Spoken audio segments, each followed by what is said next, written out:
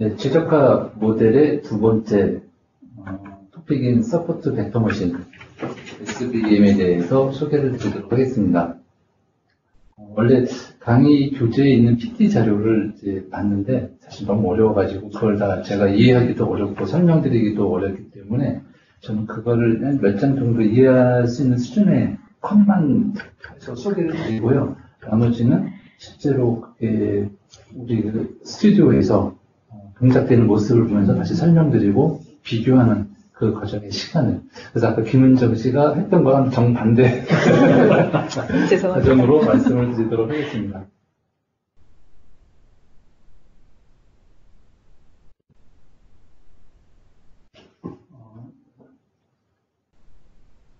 서포트 벡터 머신에 대해서 먼저 설명을 드리기 전에 어차피 이게 이제 분류에 대한 모델이잖아요. 그래서 분류 모델에 대해서는 크게 이런 선형 분류와 비선형 분류로 나눌 수 있을 거예요.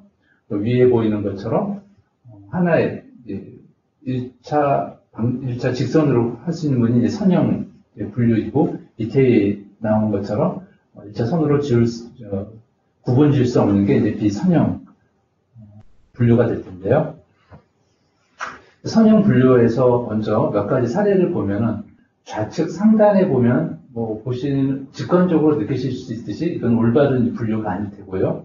오른쪽 상단이나 또 좌측 하단 같은 경우도 분류는 되었으나 좋은 분류가 될 수는 없을 거예요. 그 이유는 훈련상에서, 트레이닝상에서는 저렇게 될 수 있지만 새로운 나중에 테스트 모델이 들어갔을 때 저 부분은 따로 잘못 분류될 소지가 있기 때문에 가장 잘된 분류는 우측 하단에 있는 저런 분류가 가장 잘된 분류라고 직관적으로 느낄 수가 있습니다. 그 부분을 조금 더 자세히 보게 되면은 좌측 상단에 보면 이제 파란색, 또 우측 하단에 보면 빨간색 점들이 있는데 각각의 것들이 이제 피처가 될 것이고요. 중간에 이제 검은 선이 이제 가르고 있는데 이 검은 선을 하이퍼 플레인이라고 부릅니다. 그리고 각각의 피처들에 보면은 하이퍼 플레인과 가장 가까운 그 점들을 서포트 벡터라고 부르게 됩니다. 그래서 정말 잘 된 분류라고 하면은 저 중앙을 가로지르고 있는 하이퍼 플레인과 또 가장 인근에 있는 서포트 벡터 이 사이를 마진이라고 하는데 이 사이가 가장 멀리 떨어진 모델이 가장 잘된 분류라 볼 수 있고 이렇게 설계된 모델은 트레이닝이 끝나고 새로운 테스트 모델이 들어오더라도 잘못 분류되는 경우가 최소화될 수 있는 그런 모델로 가장 먹이에 좋은 거라고요? 그러니까 팀장님 포인트. 또 뭐라고? 그러면 이쪽에서 컴퓨터 옵션으로 볼까요? 여기서 찍으면 이상하고. 네. 지금 다시 설명을 드리게 되면은 왼쪽 상단에 보게 되면 파란색 픽처들이 있고요. 또 우측 하단에 보게 되면 붉은색 픽처들이 있습니다. 자, 이 사이를 가운데 선을 긋게 되고 이 선을 하이퍼 플레인이라고 부릅니다. 그리고 이 하이퍼 플레인과 가장 인근에 있는 각각의 이제 클래스에서 있는 피처들을 서포트 벡터라고 부릅니다. 서포트 벡터라고 부르고요. 그러면 이 하이퍼 플레인과 서포트 벡터 사이에 이 전체적인 공간을 마진이라고 부릅니다. 이 사이를. 그래서 가장 잘된 서포트 벡터 머신이라 하면 이 마진의 폭이 가장 넓은 공간이 큰 곳을 잘된 서포트 벡터 머신이라 할 수 있을 것입니다. W가 큰 건가요? 마진이 큰 건가요? W는 여기서 이제 그 하이퍼 플레인과 서포트 벡터와 이제 그 거리를 얘기하고요. 저 도식상에는 W가 저 작은 화살표, 저 직교하는 저 W고, 예. 마진은 위에 보시면은 W분의 제가 이해하기로는 가장 큰 값이 2가, 마진 값은 2가 되고요. 각각이 마이너스 1, 우측이 1에서 2가 가장 큰 값이고, 그 W의 크기에 따라가지고서 최대 값이 2가 이제 줄어들 수 있는, 저는 그렇게 이해를. 그 얘기면 이제 W가 작을수록 마진 값이 커지는 거잖아요. 그렇죠. 보기 때문에. 그래서 마진이 큰 게 좋은 건지 마진이 작은 게 좋은 건지 헷갈려서 제가 질문드렸어요. 그 부분까지 생각은 안 해봤는데, 뭐, 다른 여러 자료로 봤을 때 사실 마진이 가장 큰 값이, 좋은 자료이고요. 좋은 자료이고. 여기는 W가 예. 저 벡터와 그러니까 하이퍼 플레인 사이에 예. 값이 가까운 것이 마진이 큰 거겠네요. 그건 다시 한 번 더 봐야 될 것 같아요. 그 부분까지. 보충 설명 다시. 네. 넘어가도록 하겠습니다. 네. 그래서 가장 가까운 클래스의 데이터 정도까지라고 되어 있습니다. 그러면 마진이 커지기 때문에. 네. 마진이 폭이 커져야 좋은 부분이라는 부분은 이제 맞는 사실이고요. 근데 그 W 값이 어떻게 되는 부분은 네, 좀 전과의 다시 그 가장 가까운 수평면과 가장 가까워지면 마진이 커지는 거예요. 네. 왜냐면 그 거리분의 아까 2로 됐기 때문에. 네. 왜 다 멀어지면 더 잘 된 분류라고 생각했었지? 아까 이제 여유 때문에 그렇게 한 건데, 이제 여유는 그런데요, 이제, 일단, 뭐, 정의상으로는, 네.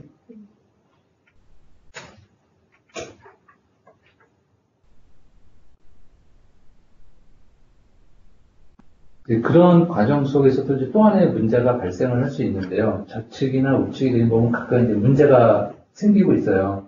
지금 이 경우에는 이제 파란색 점이 우측에 가 있기 때문에 하이퍼 플레인이 정확하게 나누기는 했으나 이제 마진이 지금 최소화되는 이제 경우이고요. 우측 같은 경우는 마진은 최대화 시켰으나 하지만 이제 잘못된 분류가 이제 들어온 경우가 되겠죠. 그럼 이 경우가 이 경우를 이제 해결하기 위한 방안으로 슬랙 변수라고 하는 이제 개념이 들어가게 됩니다. 슬랙 변수는 보는 바와 같이 그 선형적으로 분류가 할 수 없는 경우에 이렇게 붉은 점이 이제 파란색에 들어온 경우에 그 분류를 위해서 오차를 형성하기 위해서 사용되는 그 변수를 슬랙 변수다라고 이렇게 이해를 하였습니다. 네, 그럼에도 불구하고 이제 선형적으로 구별하기 어려운 특징에 이제 어떻게 하이퍼 플레이를 적용할 것인가에 대한 이야기가 나오는데요. 이 경우에는 현재 있는 2차원 평면을 3차원 평면으로 확대를 하고 그래서 선으로 가르는 게 아니라 면으로 가르게 되면은 이제 그 클래스가 나눌 수 있는 그런 개념을 설명을 하고 있습니다.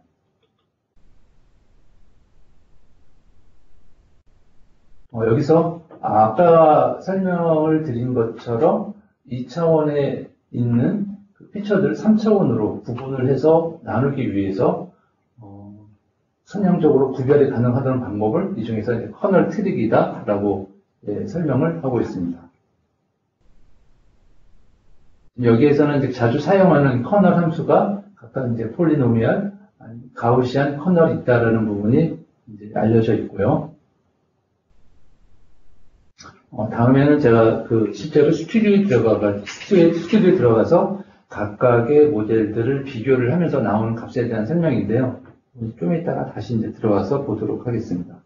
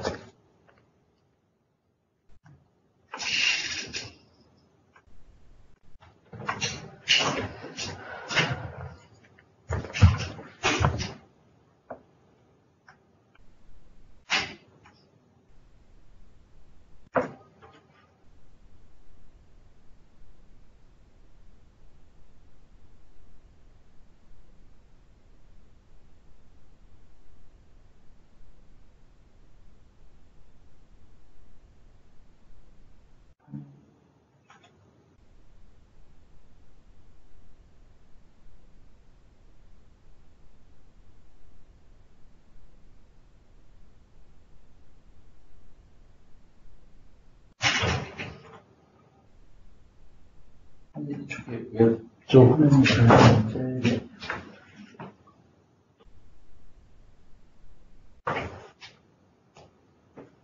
일단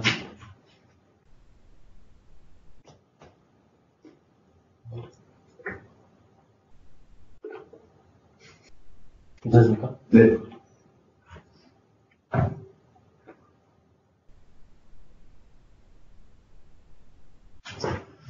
이쪽이 위에 계시면 될 것 같습니다.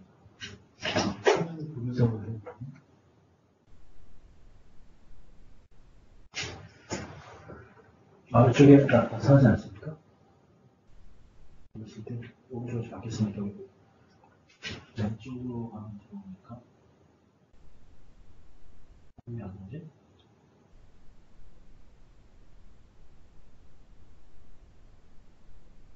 제가 화면을 보면서 그렇죠. 예.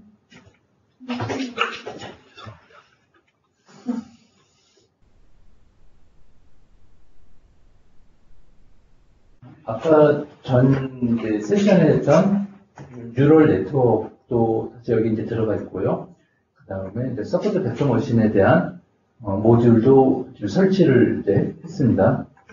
각각 두 개가 들어있고, 각각 두 개를 이제 트레인 모델에 의해서 트레인을 하고 스코어링을 한 다음에 이를 대한 평가하는 과정을 두 개 다 거치게 되는데요. 먼저 서포트 벡터 머신의 그 파라미터 값을 먼저 보게 되면요. 여기서 선택할 수 있는 부분은 이제 싱글 파라미터와 그리고 이제 파라미터 레인지가 있는데 내가 어떤 파라미터를 쓸 것인가를 알고 있다라고 하면 이제 싱글 파라미터 선택을 정한 다음에 값을 넣어주면 되고요. 그렇지 최적의 값을 모르겠다라고 하면은 파라미터 레인지를 쓰게 되면은 자기가 스스로 최적의 값을 이제 찾아주게 되었습니다. 그 다음에 선택할 것은 이제 반복을 몇 번 할 것인가에 대한 부분인데, 이 부분은, 이제 그 속도와 그 정확도의 트레이드오프 관계가 있습니다. 이제 여기서는 1과 10, 100으로 설정하는 걸로, 그랬습니다. 람다 값을 정하게 되어 있는데요. 이 람다 값이, 어떤 모델을 튜닝하면서 L1 정규화를 한다고 되어 있어요. 그래서 L1 정규화를 해서 결국은 그게 이제 과적합을 방지하는 역할을 하게 되는데 저는 이게 아까 이제 설명을 드렸던 슬랙 변수와 관계가 있지 않을까. 제가 정확하게 그 나왔던 슬랙 변수와 이게 관계성이 여러 가지 맥락으로 봐서 동일한 얘기 같은데 직접적인지는 판단을 못했어요. 근데 매뉴얼에 보게 되면 이 람다 값이 과적합을 방지하고 그러하기엔 L한 정규화를 한다라는 걸 봤을 때는 슬랙 변수의 값을 조절하는 게 아닌가 저는 생각을 했습니다.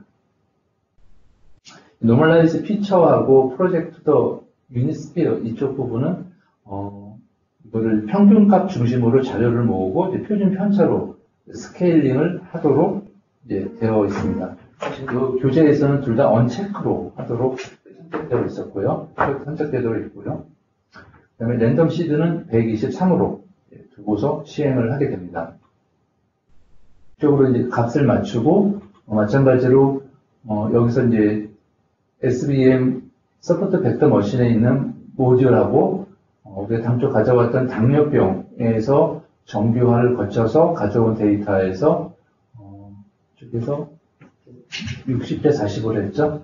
60대 트레이닝 데이터 60%를 가져와서 트레이닝을 먼저 합니다. 트레이닝을 하고 난 이후에 다시 남은 40%의 테스트 데이터를 거쳐서 스코어링을 이제 하고요. 최종적으로 평가하게 되면 그 값이 이제 나오게 됩니다. 지금 결과를 한번 더 시간이 지나서 아까 한번 돌렸기 때문에 결과는 나왔을 것 같은데요.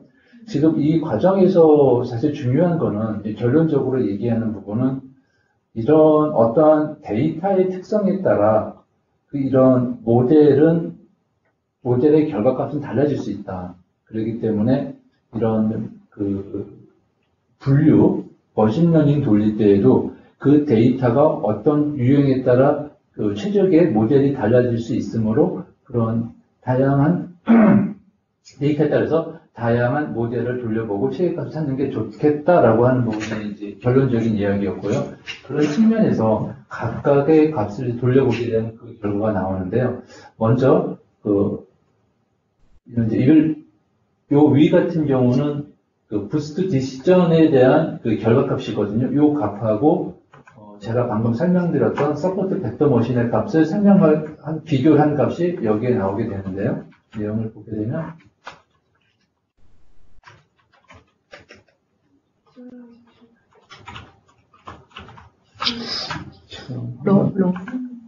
한번 더 해보겠습니다.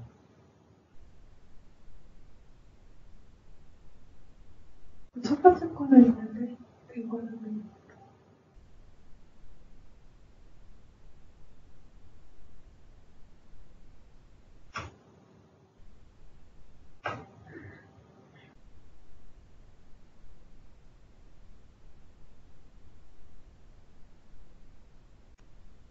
나중에 이제 다시 비교한 값을 보여드릴 텐데요. 결론적으로 봐서는 현재 이 당뇨병 데이터에서는 이 부스티 디시전 모델이 가장 좋은 값이 나오고, 그 다음에 제가 보여드린 그 다음에 이제 SBM, 이게 뉴럴 클래스가 제일 안 좋게 나온 걸로 봤어요.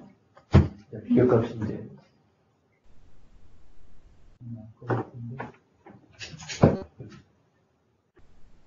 이쪽을 다 돌려보고 좋은 것을 하는 거죠.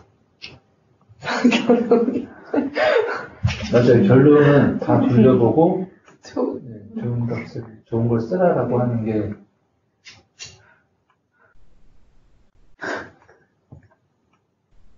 그런 곳인가 봐요. 그렇게 하나 받은 게 아니라. 많이 실험을 하는 거예요. 익스페리먼트. 파라미터 바꾸고, 가는 알고리즘 바꾸고 계속 돌려가야 되는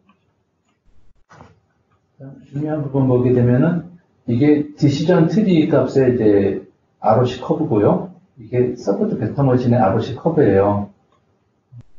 디시전 트리 같은 경우는 중요한 값이 accuracy가 0.616, AUC가 이제 0.666.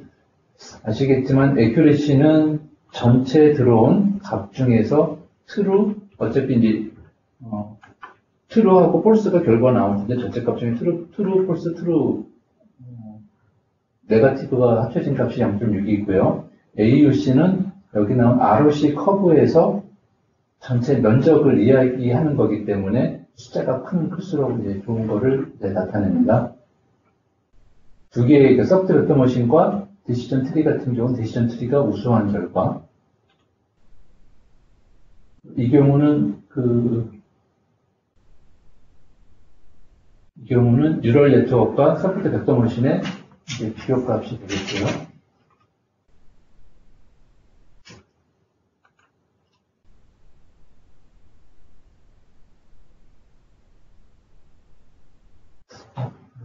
설명을 잘못드렸나? 이게 지금 얘기대로라면은 이게 뉴럴 네트워크이고 이게 서포트 벡터 머신이거든요.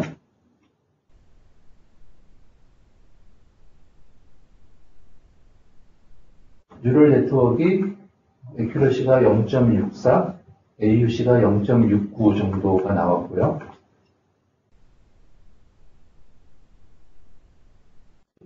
서포트 벡터 머신만을 보게 되면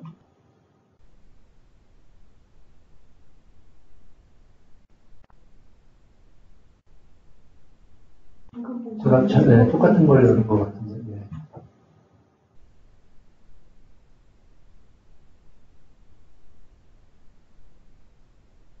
서포트 벡터 머신이 제일 성능이 안 좋은 걸 나타냈네요. accuracy가 0.58, 0.03에 나와가지고 그런 값을 이게 비교했을 때 0.6대 아니었어요? 0.58이 아니는 거. 어떤 게요? 서포트 벡터 머신이 0.58 제일 안 좋았어요. 그럼 서포트 벡터 머신이랑 같이 비교했었던 거. 그거는 뉴럴 네트워크. 지금 뉴럴 네트워크 아까 이발레이션 모델을 다시 열어보면 네.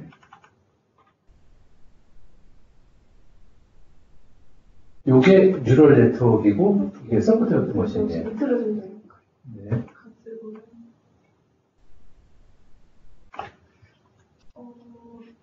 0.64, 0.63.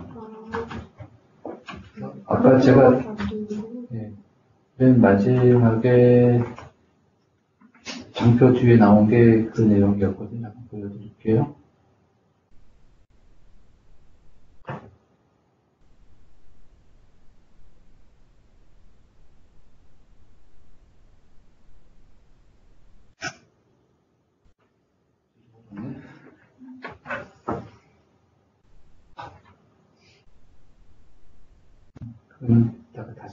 다시 보여드리고요. 그 다음에 제가 이거를 마치고 다시 한번 데이터를 이거를 말고 한번 그 우리 캐글에서 많이 사용하는 타이타닉 생존자 이제 가지고 머신러닝 하는 거 있잖아요. 그래가지고 그쪽을 한번 돌려봤어요. 그걸 가지고 뉴럴 네트워크와 서클트 벡터 머신을 한번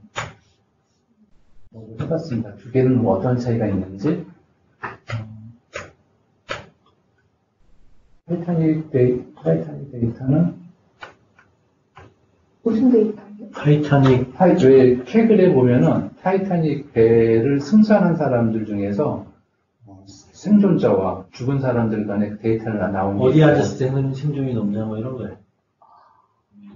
사람한 사람 보고 이제 어떤 케이스의 경우에 상황을 나오는지. 데이터 구조를 먼저 보시게 되면 총 이제 891 컬럼이 이제 로우죠. 891개 이거는 클래스, 그러니까는 내가 승선한 그리고 남녀의 구분, 나이, 그리고 이게 사촌간 무슨 가족관계라고 설명 들었는데 저 정확히 파악은 못했습니다. 그리고 위치, 그리고 가격. 그러니까 가격은 내가 일정이나 승선료라 하나? 베트남 부분. 그런 데이터들이 있고, 그리고 이 사람 중에 이런 값들의 조합에 의해서 서바이브는 1이 생존, 0이 사망한 이 데이터예요. 그래서 이 데이터를 가지고서 머신러닝을 돌려서 새로운 값이 들어갔을 때 어떤 조건 하에서 이 사람이 생존할 것인가에 대한 걸 이제 맞추는 내용이거든요. 마찬가지로 이 데이터를 필요한 데이터, 아까처럼 아이디 같은 건 불필요하니까 그런 건 이제 빼고요. 그래서 필요한 컬럼들만 추출을 했고, 메타데이터를 적용해서 이 컬럼들을 카테고리화 시켜가지고 파트를 시켰고요. 그 다음에 이 데이터를 0.60대 40으로 나눴어요. 60대 40으로 나눠가지고 각각 이제 서프트 벡터 머신과 뉴럴 네트워크 모듈을 가져와가지고 두 개의 값을 트레이닝을 시켜가지고 스코어링 시키고 이제 평가를 하는 값입니다. 이 값을 보게 되면은 이제 서포트 벡터 머신 기준으로 값이 나올 것이고 비교한 값이 나올 것이고 이쪽을 비주얼라이즈 시키게 되면은 뉴럴 네트워크 중심으로 비교한 값이 나오게 될 거예요. 내용을 보도록 하겠습니다. 궁금하다. 1등 중에 가장 많은지. 많지는 않고 이 결과인데요. 그러니까 서포트 벡터 머신으로 봤을 때 사실 값들이 굉장히 높게 나왔어요. 근데 이건 데이터 특성 때문에 그런 건지는 모르겠는데 액큐러시가 7.8, 프리시전이 0.7, 그리고 AUC가 0.8 정도 높게 나왔고, 여기서 붉은색이 서포트 벡터 머신이고 파란색이 뉴럴 네트워크예요. 이게 숫자가 한 800, 900 정도밖에 안 되기 때문에 이게 매끈한 곡선이 안 나오고 이렇게 좀 계단형이 나타나게 되는데 경우에 따라 다르지만 이건 어찌 보면은 약간 서포트 벡터 머신이 좀 나은 것 같은 이제 결과를 보여주고 있고요. 이쪽의 내용을 뉴럴 네트워크 중심으로 보게 되면은 반대 현상이 이제 보여지겠죠. 뉴럴 네트워크 입장에서 봤을 때 그 결과의 내용인데, 아까 같은 경우는 우리 당뇨병 환자 봐서는 뉴럴 네트워크가 곡선이나 AUC 크기 봤을 때 뉴럴 네트워크가 서포트 벡터 머신보다 상당히 좀 좋았고, 그게 0.6대고 SVM은 0.5 이제 점대였는데, 이건 이제 타이타닉 생존자 가지고 데이터를 다시 돌려보게 되면은 미묘한 차이가 있긴 하지만 사실 큰 차이를 발견할 수는 없을 것 같아요. 그래서 강좌에서 이야기했던 데이터에 따라 가지고 그 모델의 결과는 달라질 수 있다라는 부분을 여기서도 이제 확인을 할 수가 있는 사례였습니다. 저는 그래서 서포트 벡터 머신에 대해서 사실 이론적으로 제가 파악을 하고 거기에 대해서 설명을 드리기보다는 실제적으로 각각의 그 모델을 적용을 하고 그 모델의 결과가 여기서 강좌에서 얘기했던 것처럼 과연 데이터별로 다른 값을 가져오는 거에 대한 걸 중심으로 말씀을 드렸고요. 그 결과는 강좌 내용대로 데이터에 따라 가지고 그 결과값은 달라진다라는 내용과 함께 세션을 마치도록 하겠습니다. 고맙습니다.